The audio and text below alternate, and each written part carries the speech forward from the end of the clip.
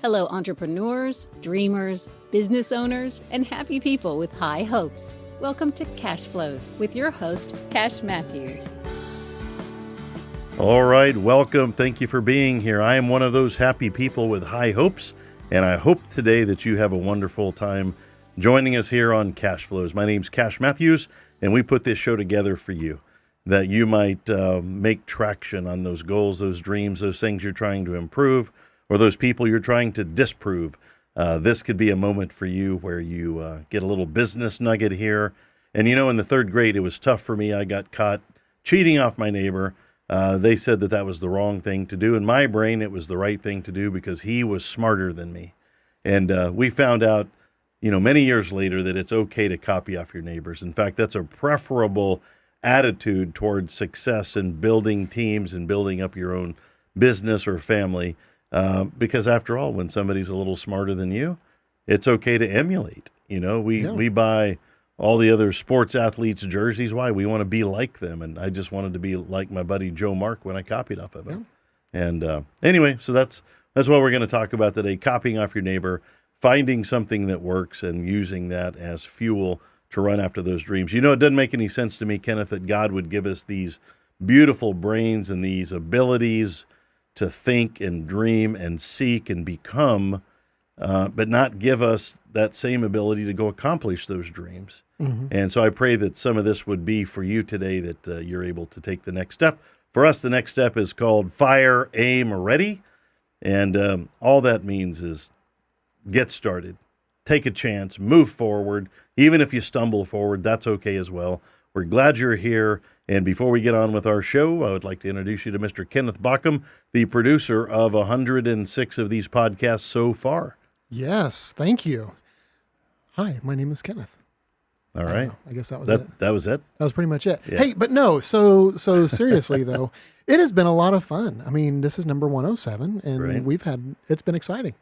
But I think for me, the most exciting part is we've had all these opportunities not only to meet our wonderful guests, learn a little bit from them, but we've also got not only their nuggets of wisdom, but also we've heard a little bit from you as well, Cash. And I know that today, I think for me, what I really want to hear about is a little bit more, or maybe a reminder about those 4 necessities of business. Dude, it's my favorite thing to talk about because you can't talk about anything unless you have these things in play. Yeah. A lot of people try to ice the cake before they bake it.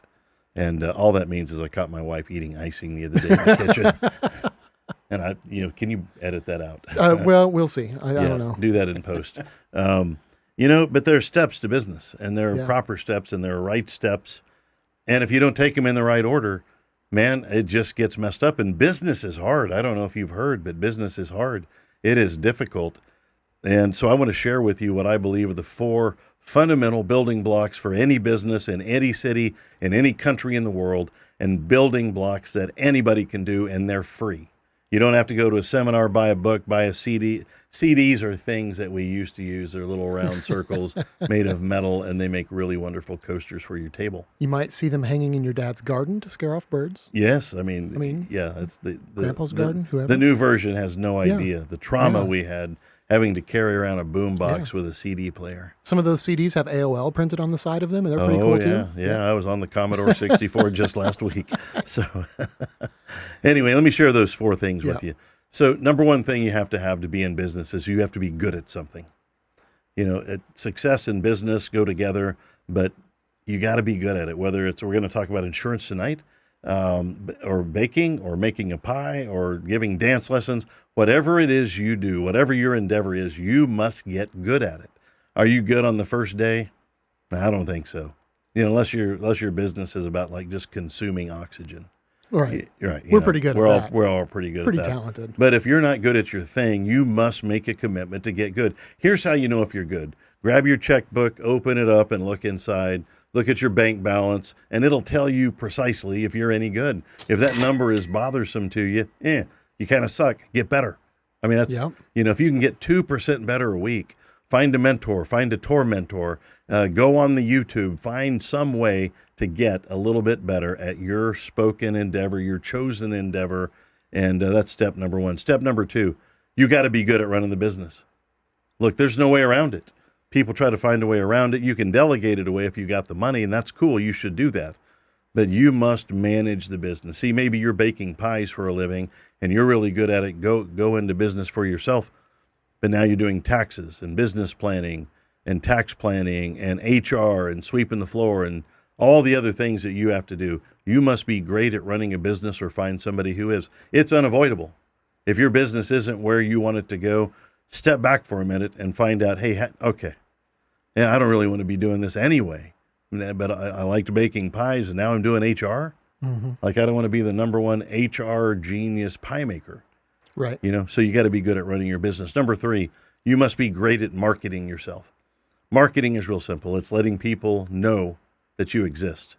To many people, marketing is just a high speed, grab their leg, promote your business any way that you can. And I do not believe in that.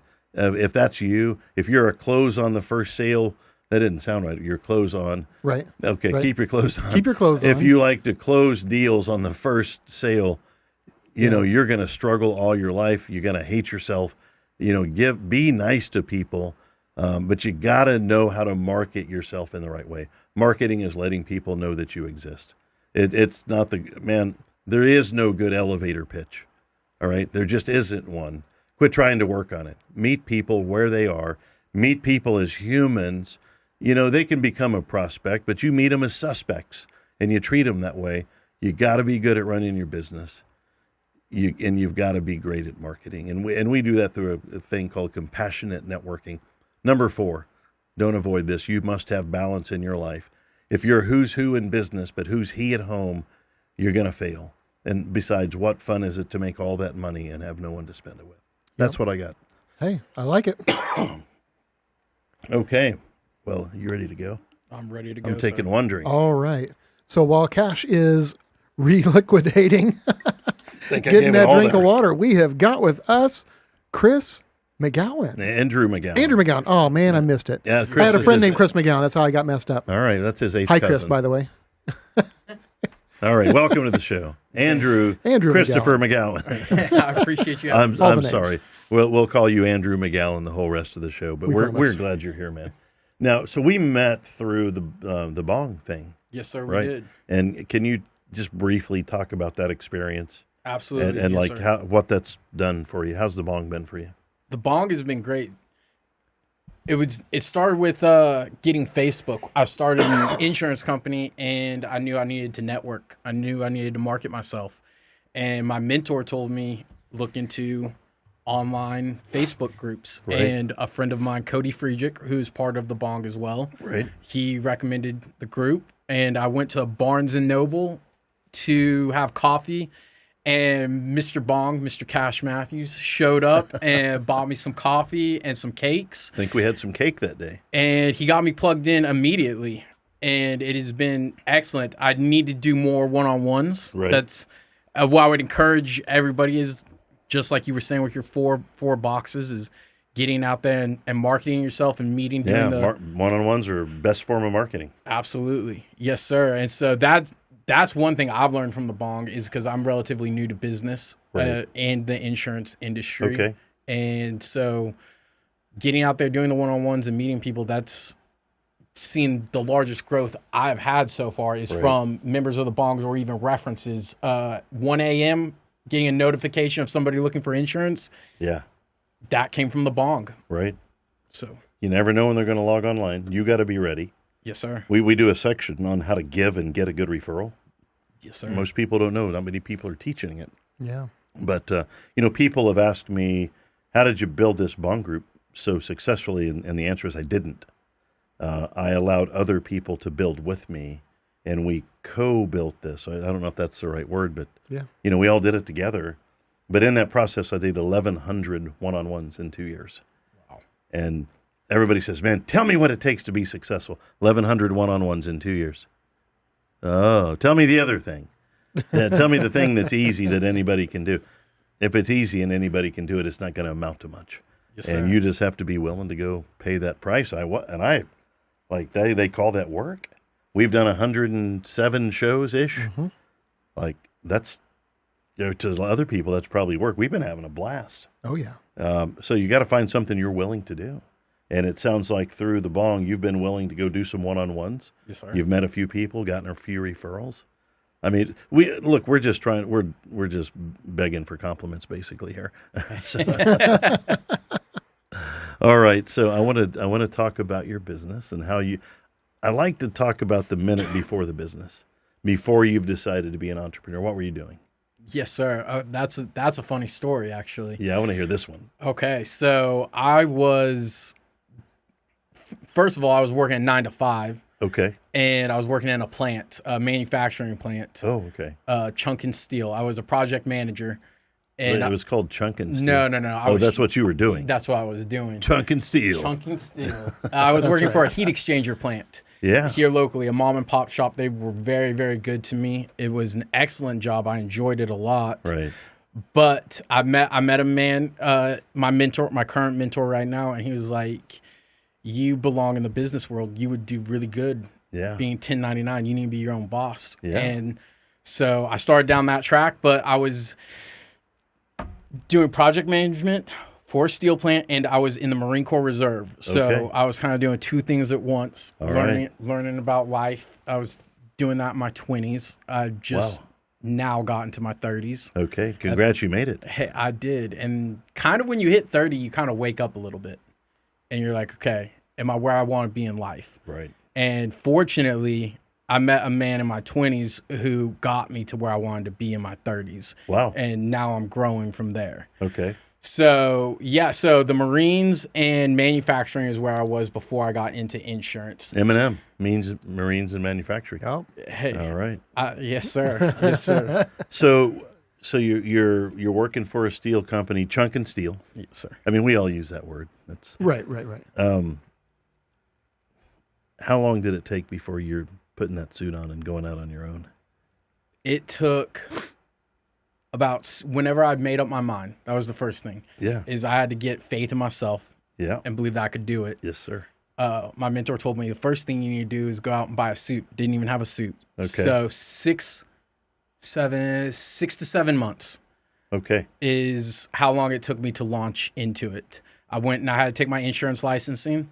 I've never stepped foot on a college campus to study any higher learning. Right. All I have is a high school diploma. And so right. I went to Barnes & Noble and picked up a Kaplan. And just studied away. Asked for some help for tutoring. And I passed my life insurance exam on the first try. Wow. And the property took 2 tries. And well, you wanted to make sure you got it right. It's more complex. Yes, sir. You're absolutely right. And don't sweat the public high school diploma. I don't know if you know that stands for PhD. You have a public high school diploma, and then now you've got an MBA, also massive bank account. So normally it's MBA first, then PhD, but we do it backwards here. Get your PhD, then your MBA. Absolutely, yes, sir. And anybody can get an MBA. So congratulations on that. Yeah, I appreciate it. So you never went to college. Good for you.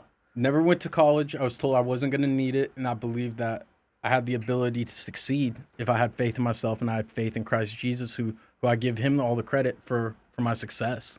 I wouldn't be here without it. Right. Yeah. I don't know about intention or unique design. I just knew I couldn't do it, that I couldn't sit at a desk and wobble around and wait for the lunch hour and have some boss tell me how I was going to live or go on vacation or where my spouse was going to work. I just couldn't do it.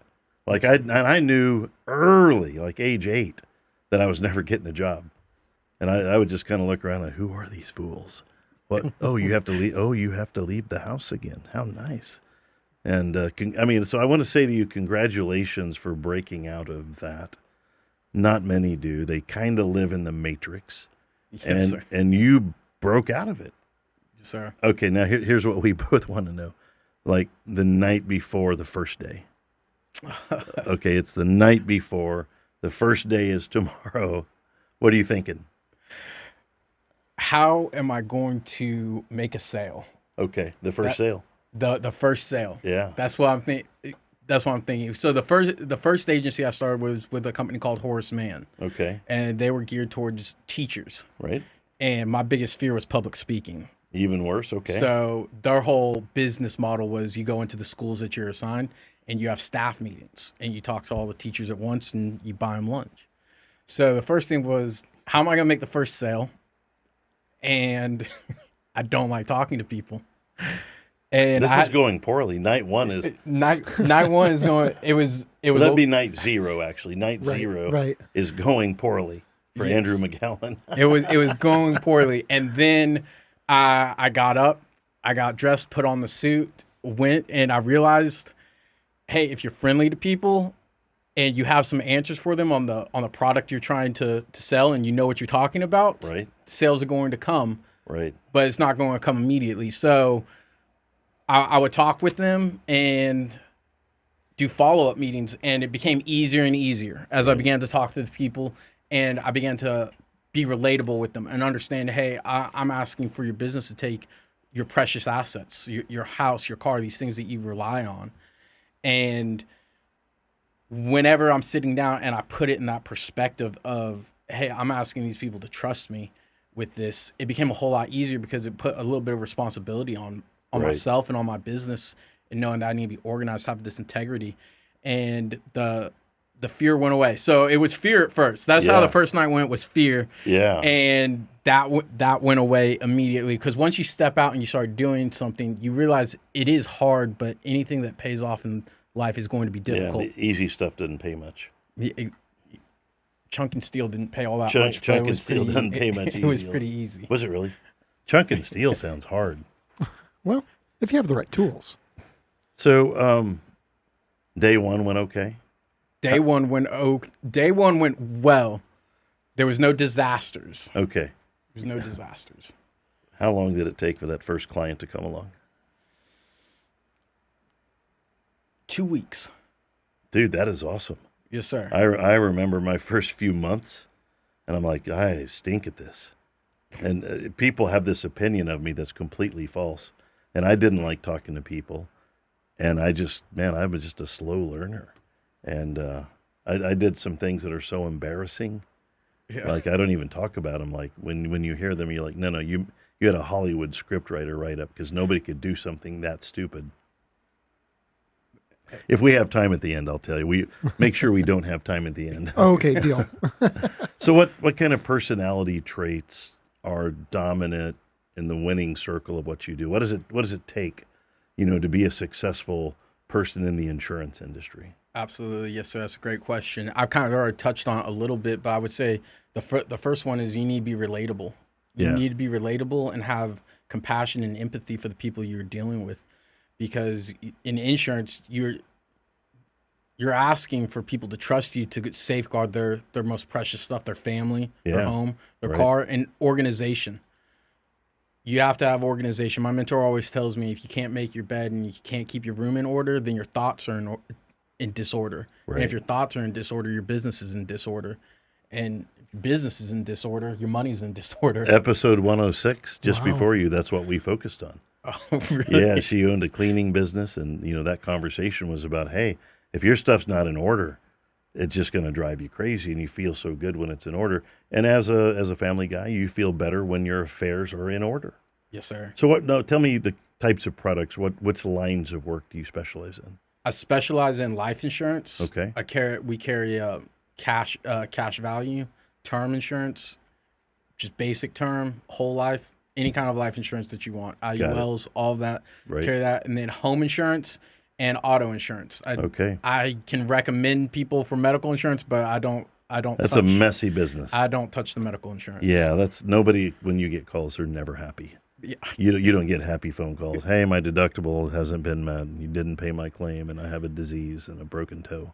Yes, sir. They just we had a big medical practice for 20 plus years, giant, and I never got a happy phone call, because they expect the claims to be good. Yeah. So they don't call you and go, man, that is some excellent claims paying. But it phone rings and you see it's a client and you're like, oh no. Hello, what happened? Yes. And that was never the wrong thing to say. So we gave that business up a while ago. But good on you. So those are all the basics. Yes. Now the car industry has been, from me, know a lot of car insurance guys. They seem to be struggling. Is the market changing in some unique way that we can't fix? Well, there's several factors in the auto insurance right now with inflation. The most basic answer is I get this question a lot. People calling me, why did my rates go up? Right. I didn't have an accident. I paid all that. Inflation. Right. If the cost of goods to fix your car goes up, the insurance is paying out more in claims, and especially when there's snow on the road and people in Tulsa run into you at the red light. Right.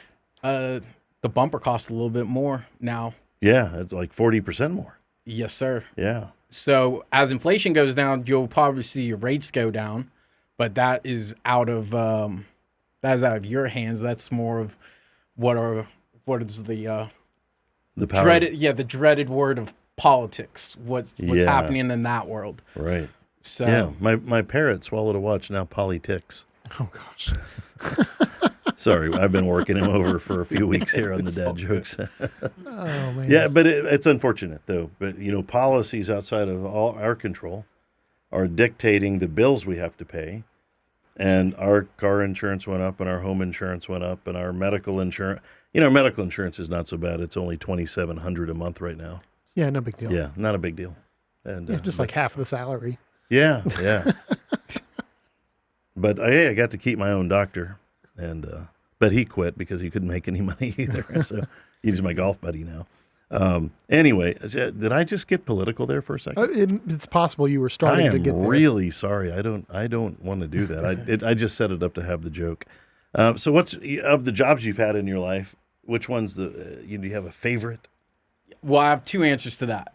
The one I'm currently in right now because I'm my own boss. Yeah, I love that. Absolutely love that. Right.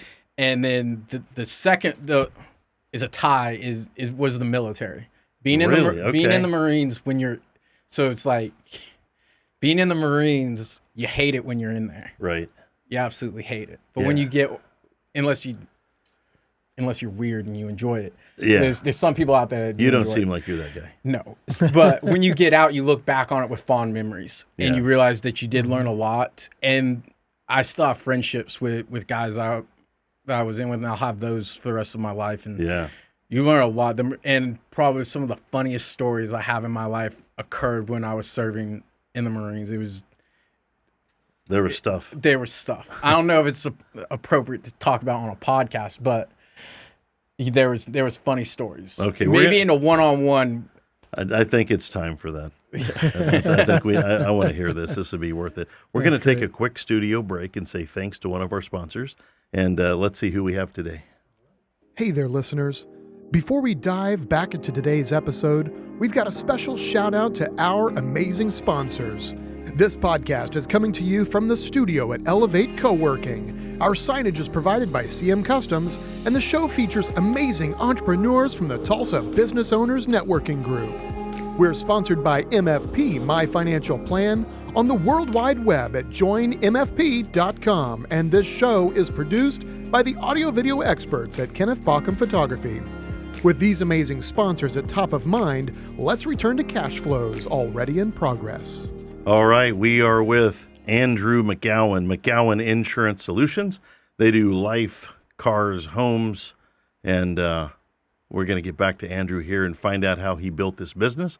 Former Marine who served his country, and now a fine man who's serving the Tulsa community in the financial and insurance business. So, Andrew, we're talking about the favorite job you've had, and you got a goofy smile about the Marines and said we needed to talk offline. So we've turned the cameras on. If there's one that's really confident, pay no attention to the red light there in the video. That's always on.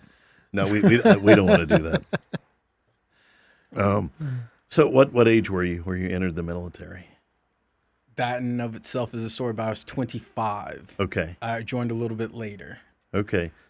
So you had a little maturity going on. Yes, sir. And how long did you serve? I served 6 years and then 2 inactive. Okay. Are you in the are you in the reserve? Is there military? No, I'm out of the reserve now. I'm completely done with that contract. That ended that ended last year. And then that's what folded into being yes, sir. Okay. Very, very cool. So if you could go back to age 18 then. And I don't know how old are you now? I'm 31 now. Okay. Wow. All right. That's a good number. That's a good number. It's almost as good as 32. That's close. These go to 31 though. So but if you could go back to 18's a pivotal year. Yes, it was for me. You start to form all these things. If you could go back to that, Andrew, what's the number one thing you'd tell him? To be humble. Ooh, okay. Were you not humble growing up? No, sir. And the other thing I would tell him is be quick to listen and slow to speak is what I would tell him, because I was brought up right. I was taught, I was in the South. I grew up in the South. I was told, yes, sir. No, sir. Yes, ma'am. No, ma'am. Right. And I was instilled with like the values of a Christian family, but I ignored it all. Okay. And I got myself into quite a bit of trouble when I was younger. Yeah, we had pulled your record. Yeah. I'm just kidding. Thank God it got sealed by a judge. So, you have to. That's what's great about a podcast. You can come in and really get to know somebody. Right. And people want to do business with people that they know, that they like, and that they trust. And when you share you with people, I think that's the most endearing thing you can do. You know, so I appreciate you saying that. I mean, yeah, who cares? But it's funny. I mean, young guys get in trouble. Yes, sir. Yeah, and well, we're glad you're here, and that it wasn't a big enough trouble to, occupy the next 14 years of your life. Very thankful for that. So let's talk about people that, we all have mentors. Some are tour mentors. But let's talk about the influential people. This is actually a game I've been playing for like 25 years. Once a year, I meet with my wife and about 10 of my friends. I'm like, who are the 5 most influential people in your life? And my answers actually haven't changed in 25 years. Okay. They're still the same. And I evaluate it though. So who are, let's just go with 3. Who are 3 people that have had a great influence on you? Yes, sir. Well, first and foremost, I believe he's a person. And it's Jesus Christ. Amen. We were just talking about the past. We're talking about 18. In my mid-20s, I was dealing with the fallout of decisions I made at 18, and Jesus Christ is what brought me out of that pit. It was a pit. It was a dark place, and that's what. So I give him all the glory, all the credit. Right. He got me off of drugs and alcohol, and I was highly addicted to that stuff. And so I have to say that is the influence of seeing His grace, seeing His mercy, and seeing His compassion for everyone. That it goes across the board. He's for everybody in the world. And so I just have to give him the honor. And the second most influential person is actually the man who introduced me to Jesus Christ. And he's my mentor to this day, my business coach, my spiritual father. He's everything that you would expect for a man of God to be. Wow. And he's the one who motivated me to stop working a 9-to-5. His name's Mr. Brad Shell. He has a business here in Tulsa as well, and he taught me. He was in the military as well, so he connected with me on that level, and he taught me business. He taught me compassion. He taught me how to love people. And out of everything I would have to take away, the main thing that I took away from that is he showed me how to truly love people. And if you love people, they see that, and they know that you're being genuine. Sure. And then the third and final one is my father. He allowed me to make my mistakes. He didn't coddle me. He allowed me to become a man. And when I was making huge mistakes, he did not enable me. He let me go by the wayside. But whenever I got my head back on right and I came back to him, I said, hey, I'm getting it together. I need help. He was there to help me. He was there to guide me. He ran a small business for a while, and actually he still does, but he's pretty much retired. And so he's helped me. He's helped me start the business. Man, that is awesome. Yes, sir. So that would be my third one. Yeah. it's amazing how much smarter your dad gets by the time you're 30. You ever figure that one out? Just figured that out at 30. Yeah, that's about when it happened for me. Like you grow up, however, and you think one thing about your dad, like, oh man, what a this or that. But man, he just kept getting smarter without even trying. Oh, yeah. And then when I turned 50, I'm like, oh man, like he was onto something. Yeah. Hey, Pop, I have a thing I want to tell you. I am really sorry. It just takes a little while. So does your dad? I mean, you guys have a great relationship then. We do. Yes, sir. Yeah, I love hearing that more than anything. Money can't buy that. No, sir. Yeah, so good on you for that. All right, so I'm getting ready to marry my wife. We're driving or we're going somewhere, and I'm like, we're engaged. It's coming. It's happening. we're like 3 or 4 months from the wedding, and I realized I had asked very few important questions. Like, do you believe in Bigfoot? Like, we got married with me not knowing the answer to that. But and we used to do this, hey, what's your 5 favorite meals? And mine were steak and potatoes in 5 different versions. And she's like, seriously, like, no, that's it? I'm like, yeah, steak and potato, filet and potato, KC strip and potato. Like I might do French fries, I might do mashed, I might do baked, but it's, meat, like how do you not know how to live? Yeah. So I want to turn that on to you. Yes, sir. And if you could eat one meal for the rest of your life, you got one shot at it. What are we going with? Absolutely. So this one's near and dear to my heart. I love this question. My first job ever I was a chef's assistant. Okay. I love food. We were talking about cheesecake before this started. Oh, okay. But the food, I'm a foodie. Okay. I'm a snob when it comes to this food. It's pizza. Really? I can eat pizza for the rest of my life. Wow. Yes, it would be New Haven, Connecticut style pizza if we wanted to get specific. Wow, that's specific. Any shop there you like the best? We can call them out here, and all 8 of our listeners will try it. No, not a shop itself. I just like that style. Okay, what describe it? I'm not familiar. It's thin. It's a little bit thinner, and it has a crisp to it. Okay, and it's kind of morphed off of New York style a little bit, but it's New Haven, Connecticut, so. Some consider them the pizza capital of the world. I may have to go there. I'm going to take a trip this summer. May end up in that area, actually. It would be worth a stop. There's several of them. So what's your favorite local joint? My favorite local, oh my goodness. I'm going to have to go with JC's. Now, I don't know that one. We don't go for pizza much. Okay. But where's JC's? JC's is down on 31st and Peoria. Okay. Yes, sir, and they have weird hours. I'm gonna say that they do have weird hours. Okay. But so far, I haven't tried them all yet, but so far that's my favorite one to go to. Okay, very cool. Well, we're glad to know it. Kenneth, what's your favorite? Are you a pizza guy? I do enjoy a good pizza, but honestly, I like most of mine homemade. Really? Yeah. Yeah. What do you put on it? My current favorite is I go down to one of our Bong members, Oki Family Mart. Oh yeah. Pick up some sourdough bread from a local place, and they make sourdough pizza dough. And then I just, put all my favorite toppings on there, usually meat and cheese, stuff like that, and then pop it in the oven. Sometimes Carol makes it for me, either way. And enjoy a good pizza. We had a big organizational meeting at my company when we had 50 employees. Oh, yeah? And we put up a deal, like we did a fancy invite. And on the invite, like we kind of fudged it a little bit, and we put on the main entree was round Italian. And that didn't go over that great. Really? Yeah, they're like, we get dressed up to eat pizza? No, this is round Italian. There's a big difference. Big difference. And then we got on with the meeting, and I probably never answered that. So anyway, gosh, I think I'm confessing some fun things. All right, we are here today with Andrew McGowan. McGowan Insurance Solutions. You can find him on the Facebook. You can find Andrew on the Facebook. It's like having your quarterback, but it's having a face back. No, it's like a technology software that you can see somebody from behind and that's right. Face oh, back. Man. Yeah. Name that movie.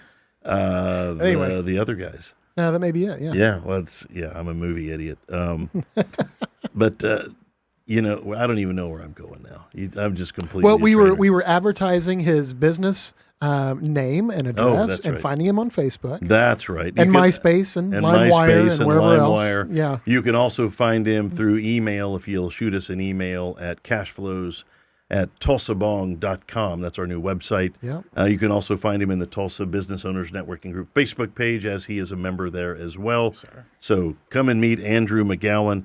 And this is one of the things people do that's crazy. I'm jumping back to insurance again here. Like, how long does it take to do a quote to figure out how much you're paying? Depends on the product, but car insurance. I mean, insurance. You give me all the correct information, 5 minutes. Right. Oh, wow. Okay. Let's say we're 5 times as dumb as that, and it takes 25 minutes. Okay. And you can save them $300-400 a year, or $200 a year, or $1,000 a year. Like, it doesn't take that long to do an insurance review. But we get stuck with these people because our parents used them and our grandparents used them. And I don't think that's the way to go. I mean, what What is wrong with you people? Give Andrew a call. Take 10 minutes of your day and figure out if you can get a better deal. Absolutely, yes, sir. Am I missing anything? No, sir. Quotes are all free. It doesn't cost anything to shop it around, and canceling insurance is a lot easier than people think. Yeah. Yeah. Yeah, if you have to cancel the old and go with the new. It's a phone call. They can cancel it the same day, and they reimburse you. I've always encouraged my family to get quality insurance with a quality agent and somebody that will stand with you. My brother's house burned down a week ago tonight. He got his check in the mail yesterday. That's excellent. Yeah. He's got good insurance. He pays a little bit more for it. Not a lot more, a little bit more for it. And we had this discussion. Use an insurance company that's gonna take care of you. You got to take care of the client when they need it. They're in distress. He is out of the country at the moment. And I'm the one that, we were at the fire 30 minutes after it started. It's down in my neighborhood. And we got a disaster recovery team out. Do you work with disaster recovery teams when there's a disaster, like who are going to help scrape all the junk away? Do you do any of that? Yes, sir. I have roofers and disaster recovery teams that I coordinate and work with, and I've found them all in the B.O.N.G. Oh, very awesome. Oh, well, that's Very cool. Another high five for the B.O.N.G. I love hearing that. And if you ever need, I'm a big believer. One of our disaster recovery peoples, Regina LeBlanc, fire was, out by about 4 a.m. She's on the property at 7, and she called me and said, "Hey, I don't care what happens. We're going to tarp it up because we have bad weather coming. We're going to jump on this deal, and we're going to make sure that he's not hurt any further."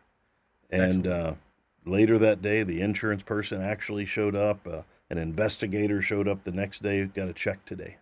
That's excellent. Yeah, I thought my brother was joking with me, and I'm like, "You have he did," and now we're doing the recovery part, and just you want those companies to show up for you. Absolutely. And man, did we get? And I'm glad you're using people from the B.O.N.G. Okay, if you could have coffee with just one historical figure, and we're going to call it a cash coffee, like 4 hours. All right, because if I'm going to coffee with you, I'm digging in. Like, don't schedule nothing the rest of the day. We're going to go the distance here. Yeah, coffee, like an hour for coffee, that's no good. That's crazy. Don't be doing that. But who would your person be? That's extremely easy. And I'm going to ask you too, so you be Do it. I'm going to. That's extremely easy, especially with the stipulations you just put on it. With the 4 hours, yeah. That would be General George S. Patton. Oh, okay. Wow. Absolutely. Yes. He's, since being in the military, and I love history, I'm a student of history. He was a student of history. World War II is my favorite part of history, to study it. And he was massively important in it. And I feel like if he was a military man his whole life, but I feel like if he had gone into business, he would have absolutely shut it down. Right. He had discipline, and I would just be curious to talk with him about his life, his successes, his failures. And when he was on top, he went all the way down to the bottom, and then he came all the way back up to the top again. Right. I loved his speech where he talked about, the purpose here as a military man is not to die for your country, but to make some other poor soul die for his country. I like how you clean that up. Yes, sir. And a big fan though. I'm not going to judge a man for his vocabulary, but I am going to watch his character, and that's one of my favorite characters as well. And like watching the Patton movie that came out in the 70s, and then it's amazing. And he says something like, you're at war, you know it's happening when the bullets are singing by your head, and only then you can kind of really test your true worth. And I'm like, that guy is he's marvelous. Yes, sir. All right. So you've studied him a little bit. I think he would have been great at business. That's a guy that I could see working for. So do you have an answer real quick, Kenneth? I do. And now I kind of feel silly about mine, but not blowing smoke at all. I'm just sitting here thinking, if I've got 4 hours, I want some inspiration. I want some great stories.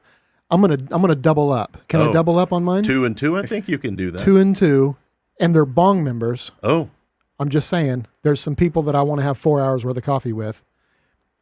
And in spite of being in the studio with Cash Matthews for 107 hours already, I would do 4 more with Cash and Kyle Sullivan. All right. That's who I want. To me, that's the dream team right there. We'll make some stuff happen. Okay, well, I think we're on that team, so congratulations. Thanks for having me aboard. Of course. I appreciate that very much. Can you believe that? I think that's the best answer I heard this evening. I like Patton. That's a wonderful answer. I was like, oh man, I got to rethink this. But honestly, the first two names, I was like, boom, right there. All right, man. These are the guys. On behalf of Kyle, I appreciate that. On behalf of me, I'm embarrassed. All right, so we're going to wrap up here, and then we're going to get a business nugget from you, a biz bite. A biz bite. We're going to do a biz bite in a minute. But what's the most important lesson you've learned in your career? You have to have faith in yourself. If you don't believe in yourself, nobody else is going to believe in you either. Right. You have to have faith to step out and to take a chance and know that it's going to work out.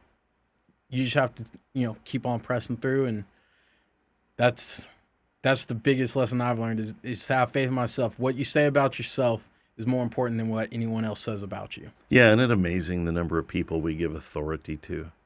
And they say the number of people that come to your funeral is based on the weather. And, here we are taking advice and believing opinions of people, and they wouldn't even come see our funeral if the weather was not so good. Wow. And, believe in yourself. That is an entire podcast, how to believe in yourself. Yes. I hope we can dig back into that, Kenneth, here in the near future and maybe have you back to talk about that. But when we're born and we are uniquely formed in our mother's womb for purpose and for I know the plans I have for you. Not just the highly pedigreed people, but all of you. For God so loved the world. Sir. Come on. That's got to give you a little bit of a boost. And I think you can take that in a very practical way and go, okay, you know what? I do belong. And I think so many of our friends in the B.O.N.G, they're not worried about what they are. They're thinking more about what they aren't or what they perceive themselves not to be. But I believe we are all meant to do great things and do marvelous things if we want to. And so many people, though, they're, they want to steal second base, but they're going to keep both feet on first. Yes, sir. And if you're listening tonight, that is something to really contemplate. I think that's one of the most important lessons you're ever going to learn. So we are here today with Andrew McGowan, McGowan Insurance Solutions. We're fixing to do a biz bite. We're going to hear from Andrew one more time about something that it's not even on the script. So what you got? Well, wait, hang on. We got to introduce this appropriately. Ladies and gentlemen, this part of our show is Biz Bites. Biz Bites? Biz Bites? That's a good introduction right there. I do. I love that. Slow, soupy jazz, 94.7. My biz bite is going to be, because I'm in sales, right. Is persistence. Ooh. You have to stay persistent. You have to stay persistent with following up. You have to stay persistent with completing the quote. They may come back and say, hey, I need some stuff changed. I didn't like this. Are you able to do better on the deductible? And not letting stuff go by the wayside. Stay persistent. Stay on top of your leads. Stay on top of your sales. Stay on top of your claims and everything. You have to persist and stay with it. And your underwriters might come back with something, but have faith that there's a solution there and stay persistent. Don't give up. We're going to wrap this up. I'm going to tell you a cool story. Let's hear it. The night my wife finally was brave enough to tell me how much she cared for me. She sees it a different way, by the way. That was like the night I talked her into, being my girlfriend. But it was the night she came to her senses. And can we not play that part? We don't. Okay, we'll edit that in post. But the night she came to her senses, the night where she, was finally able to admit to me, I was kind of the guy. And her first words were, we were watching The Simpsons, sitting on the floor, eating popcorn. And she said, Cash, you have been painfully persistent, and it may have paid off. And I went, I didn't really do that part, but I always wanted to act like I did. I think I fainted. But those were her first words. You have been painfully persistent. So when I hear a man of your caliber talking about persistence, and I've enjoyed some of it myself, I know we're on the right track, and that's as good a biz bite as we can have. Thank you so much for being here, Andrew McGowan. Let me read us out of here and just say, hey, that's a wrap for today's show. That's a wrap for 107. Kenneth, I cannot thank you enough for spending time here and not wearing cologne in the booth. That is, or body lotions or hair tonic or anything else that makes my head swell up to any. And that's been a sacrifice. My hair tonic is something that I hold very closely. But well, tonic is tonic. But anyway, thank you for that. This has been something marvelous. You're welcome. So here on out, as we leave this room, and we'll resume these episodes very shortly, but you've got 107 to listen to. Yeah. Make sure you tell your friends about it and download some of these. Today, let's be nice to each other. Let's make good decisions for our family. And more importantly, let's forgive somebody that absolutely does not deserve it. Forgiveness is not about that other person that wronged you. Forgiveness is you forgiving them so that you can move on. Somebody else's fault? Sure. Whose responsibility is it to deal with it? It's yours. So with that, Kenneth, we're going to wrap this show up. Episode number 107. This is Cashflows. And always remember, this show is for you. That's our show for today. Stay tuned for another riveting edition of Cashflows.